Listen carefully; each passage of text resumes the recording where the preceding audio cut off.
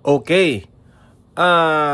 Gawan po natin ng reaksyon itong dinescribe ni Professor Malutikia patungkol po kay Auntie Claire Castro. Nung narinig ko itong description ni Auntie Claire Castro, no? Dinescribe kasi ni Malutikia. Sabi ko tama talaga, no? Tama talaga itong how Malutikia describe Auntie Claire Castro, na si Auntie Claire Castro dyan sa Malacanang ay isang propagandist. Okay? Propagandist siya. No, ipapaliwanag yan ni Malutikia. Panoorin muna natin itong video na ito para maiintindihan ninyo dito sa mga audience ko sa Donmar TV kung bakit itong si Auntie Claire Castro is a failure sa kanyang pagiging press officer dyan sa Malacanang. Okay? Panoorin muna natin itong video na ito at ipapaliwanag ko. Yan. Dahil sa isang TV network ay tinranslate yung kanya sinabi. Una ditong nagsalita si Auntie Claire. Tapos mamaya hintayin nyo yung description ni Malutikia Sa lingwahe na Tagalog.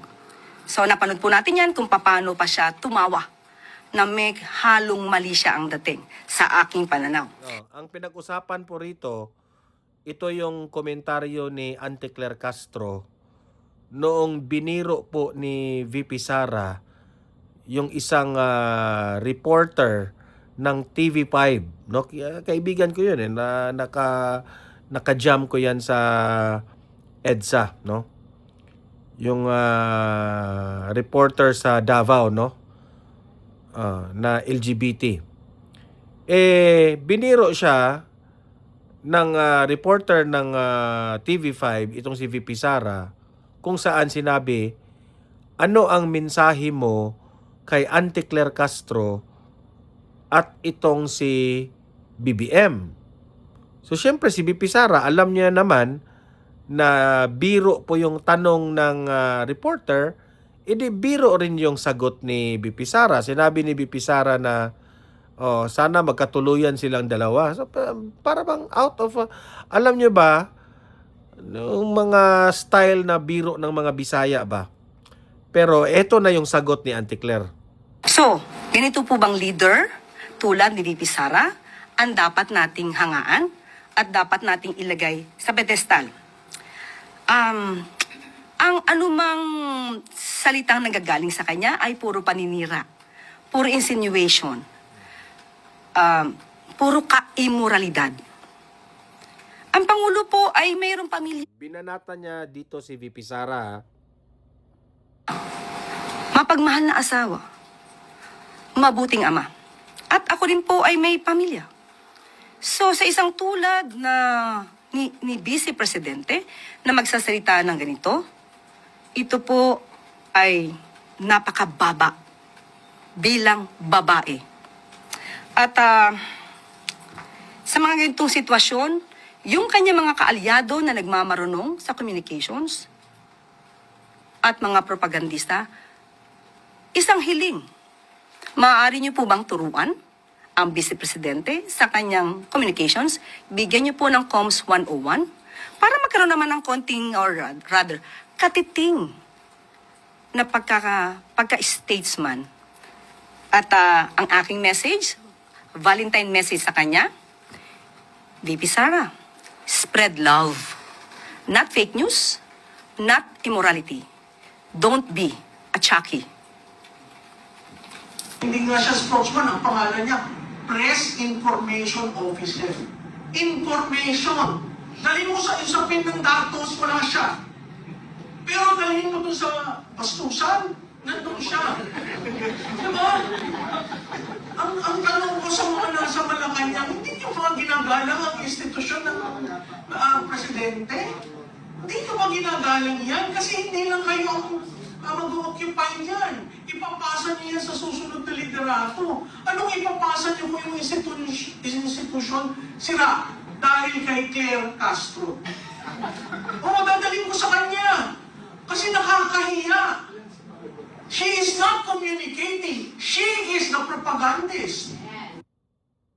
So, ako ang comment ko dyan, tama talaga itong sinabi ni Professor Malutikia. Kung saan, ang point ni Malutikia dito is, every time magpa-press briefing yan sa Malacanang itong si Claire Castro, every time na tatanungin siya ng mga press media doon sa Malacanang, Auntie Claire, ano na ba yung nagawa ni BBM? Ilan na ba yung mga classroom na naipatayo ni BBM? Magkano na ba ang pera na inilaan ng project ni BBM dyan sa mga hospitals? Ganun. Ang daming mga tanong ang mga media. Pero kung mapapansin nyo, ang sagot po ni Auntie Claire Castro lagi ay, wala pa tayong hawak na datos. Wala raw siyang hawak na datos. Ang dami niyang mga pasakalye na hindi pa raw niya na-kolekta yung mga data ng mga information, yung mga projects ni BBM na hindi pa raw naisulat, saka na raw. Ganun. Ang dami niyang mga alibay, no? Kung mapapansin nyo, kapag si Auntie Claire Castro ay tatanungin nyo sa mga seryosong bagay kung ano ba ang nagawa ni BBM sa bansang ito, walang maibigay na information si Auntie Claire Castro. Walang nagawang update si Auntie Claire Castro sa mabuting nagawa ng Administrasyong Marcos. Wala. Pero kung tatanungin mo sa mga bastusan na usapan, sa mga away politika, meron siyang masabi. Si Auntie Claire hindi nagpapahuli sa mga fake news. Basta usaping chismis, usaping away, kagaya nito na biniro siya ni BP Sara, hindi siya nagpapahuli. Meron talaga siyang masasabi. Kaya, alam nyo naman, no? Yan naman ang paborito ng media. Yung chismis. Yung away politika. Yan, paborito yan ng media kasi mga ganyang style na mga balita, nagtitrending yan. Maraming nanonood. Yung mga aktual na report, kung ano na ba yung good news na ginawa ng Administrasyong Marcos, wala siyang maibigay. So, ang tawag ni Professor Malutikia kay Auntie Claire Castro, isang propagandist, attack dog. Kasi, she is not there in Malacanang para magbigay ng information, ng good news, o kung ano man ang naipatayo na ni BBM, o ano man yung update patungkol kay BBM. Sa bagay, wala naman talaga silang mai-update kasi wala naman talagang ginawa ang Pangulo. Kaya doon na lang sila sa chismis at sa away politika nakafocus. 'Di ba?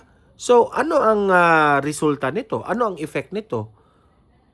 Hindi na po nila ginalang ang institusyon. Hindi na po nila ginalang ang Malacanang. Kaya po, tama yung sinabi ni VP Sara na itong si Auntie Claire Castro ay hindi na dapat ito pinakikinggan. Kasi si Auntie Claire Castro nakakahiya po sa buong mundo.